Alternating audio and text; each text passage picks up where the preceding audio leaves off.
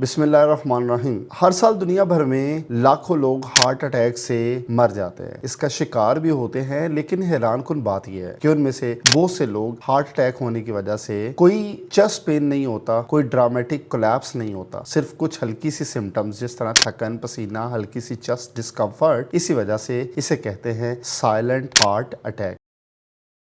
मेरा नाम डॉक्टर ताबिश शौकत है, फार्मासिस्ट हूँ, हेल्थ कंटेंट क्रिएटर हूँ। मेरे ब्रांड का नाम सस्ती मेरी वेबसाइट का नाम sasidoy.shop sasidoy.pk है। मेडिकल लैंग्वेज में इसे साइलेंट मायोकार्डियल इन्फाक्शन कहा जाता है। सवाल ये है, साइलेंट हार्ट अटैक होता क्या है, बॉडी में क्या डैमेज करता है और वो कौन सी साइन है जो लोग अक्सर इग्नोर कर देते हैं। आज हम कार्डियोलॉजी रिसर्च, मेडिकल हिस्ट्री और साइंटिफिक स्टडी की रोशनी में इसको समझेंगे। साइलेंट हार्ट अटैक की असली सिम्टम्स क्या होती हैं? हार्ट अटैक एक्चुअली होता क्या है? हार्ट अटैक तब होता है जब हार्ट मसल को ब्लड सप्लाई रुक जाए। ये यूजुअली होता है कोरोनरी आर्टरी ब्लॉकेज की वजह से, कोलेस्ट्रॉल प्लैक रप्चर की वजह से, ब्लड क्लॉट फॉर्मेशन की वजह से। इस प्रोसेस को मेडिसिन में कहते हैं मायोकार्डियल इन्फाक्शन। जब हार्ट मसल को ऑक्सीजन नहीं मिलती तो हार्ट सेल्स डैमेज होना शुरू हो जाते हैं, और अगर ब्लड सप्लाई जल्दी रिस्टोर ना हो तो परमानेंट हार्ट डैमेज हो सकता है। इस वजह से इसको साइलेंट हार्ट अटैक भी कहते हैं। साइलेंट हार्ट अटैक का मेडिकल डिस्कवरी सबसे पहले कब हुई? साइलेंट हार्ट अटैक का कॉन्सेप्ट पहली दफा 20th सेंचुरी कार्डियोलॉजी रिसर्च में सामने आया। 1950 से 1960 में जब डॉक्टर ने इलेक्ट्रोकार्डियोग्राम यानी कि ईसीजी टेक्नोलॉजी का ज्यादा इस्तेमाल शुरू किया तो उन्हें कुछ अजीब फाइंडिंग मिलना शुरू हुई। कुछ लोगों की ईसीजी में पुराने हार्ट अटैक के साइंस नजर आना शुरू हुए, लेकिन पेशेंट को कभी सीवियर चेस्ट पेन या हॉस्पिटल इमरजेंसी का एक्सपीरियंस नहीं हुआ था। इसी ऑब्जर्वेशन ने डॉक्टर को समझाया कि हार्ट अटैक ड्रामेटिकली सिम्टम्स के साथ नहीं होता, हार्ट अटैक साइलेंट भी हो सकते हैं। इसके बाद रिसर्च क्या कहती है इसके बारे में? मेडिकल रिसर्च के मुताबिक साइलेंट हार्ट अटैक काफी कॉमन है। अमेरिकन हार्ट एसोसिएशन यानी कि AHA की रिसर्च के मुताबिक अप्रोक्सीमेटली 45% हार्ट अटैक साइलेंट हो सकते हैं। एक बड़ी स्टडी जो journal of American medical association यानी कि जामा में पब्लिश हुई, उसने बताया साइलेंट हार्ट अटैक लोगों में फ्यूचर हार्ट फेलियर और डेथ का रिस्क इंक्रीज कर सकते हैं। प्रॉब्लम यह है कि लोग सिम्टम्स को पहचान नहीं पाते। और फिर साइलेंट हार्ट अटैक के सिम्टम्स क्या होते हैं? साइलेंट हार्ट अटैक में सिम्टम्स माइल्ड और कंफ्यूजिंग हो सकते हैं। इस वजह से लोग उन्हें इग्नोर कर देते हैं। कुछ कॉमन सिम्टम्स ये हो सकते हैं। Number 1, chest discomfort. Severe pain की जगह कभी कभी सिर्फ chest pressure, heaviness, tightness feel होती है। लोग अक्सर ये गैस या एसिडिटी समझ लेते हैं। और उसके बाद अनयूजुअल फटीग होना,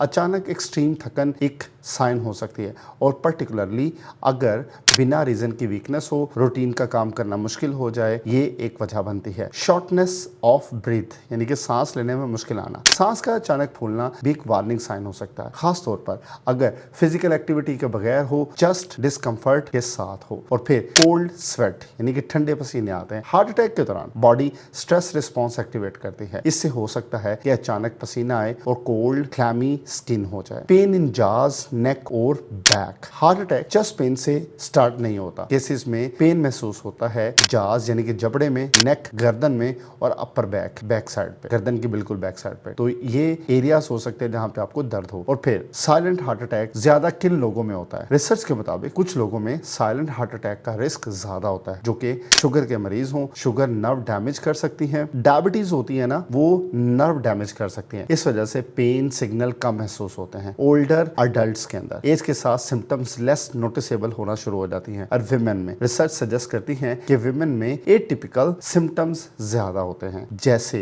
नोजिया, फटीग और ब्रेथलेसनेस। बॉडी के अंदर क्या डैमेज हो सकता है? चाहे हार्ट अटैक साइलेंट हो, लेकिन हार्ट मसल्स डैमेज रियल होता है। जब हार्ट सेल्स मर जाते हैं तो उनकी जगह पर स्कार टिश्यू बन जाता है। इसका नतीजा हो सकता है कि वीक हार्ट पंपिंग हो जाना, हार्ट फेलियर रिस्क बढ़ जाना और इरेगुलर हार्ट रिदम आना शुरू हो जाना। इसलिए साइलेंट हार्ट अटैक भी सीरियस मेडिकल कंडीशन है। और फिर डॉक्टर साइलेंट हार्ट अटैक कैसे डिटेक्ट करते हैं? साइलेंट हार्ट अटैक अक्सर डिटेक्ट होते हैं ईसीजी टेस्ट के अंदर, ब्लड टेस्ट और खास तौर पर ट्रोपोनिन लेवल को चेक करके, कार्डियक MRI और इकोकार्डियोग्राफी के जरिए। कभी कभी लोगों को रूटीन चेकअप के दौरान पता चलता है कि उन्हें पहले हार्ट अटैक हो चुका है, लेकिन सिम्टम्स नहीं आए। फिर हार्ट अटैक रिस्क कैसे कम किया जा सकता है? कार्डियोलॉजी गाइडलाइन के मुताबिक कुछ lifestyle steps heart attack disease कम कर सकते हैं, जैसे कि स्मोकिंग से अवॉइड करना, ब्लड प्रेशर कंट्रोल करना, कोलेस्ट्रॉल मैनेज करना, रेगुलर एक्सरसाइज और बैलेंस डाइट के साथ। और सबसे ज्यादा इंपॉर्टेंट, सिम्टम्स को इग्नोर ना करना। नतीजा आखिर ये है, हार्ट अटैक हमेशा ड्रामेटिकली नहीं होते। कभी कभी बॉडी साइलेंट सिग्नल देती है